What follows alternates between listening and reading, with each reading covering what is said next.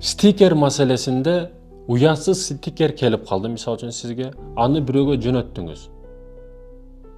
Siz жөнөткөндөн кийин ал бирөөгө жөнөтөт, ал башкага жөнөтөт, ошентип канча адамга жөнөтөт, ал белгисиз.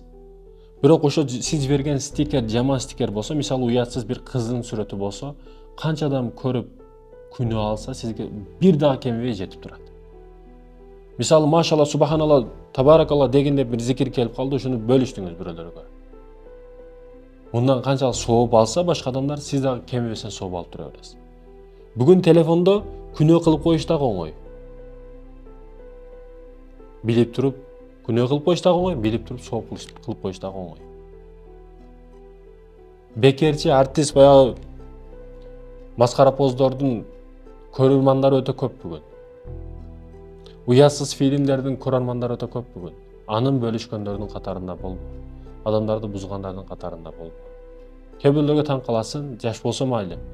Макул. Ушу группаларда аксакалдар биригип алып ошондой нерселерди көрүп, ошондой нерселер үстүнөн күлүп отурат. Көргөнү бир жыпырык, бекерчи, жылаңач кыздар. Жөнөтүп жаткан же бөлүшүп жаткан стикериңе маани бер. Көргөнүң бир күлкүмүштүү нерсе, мээге дофамин бере турган кыздар боло турган болсо, сенин келечегиң жок. Жаш жигиттер ойлоңула. Ошо телефондогу стикерлер, телефондогу бөлүшүп аткан нерсеңе маани бер.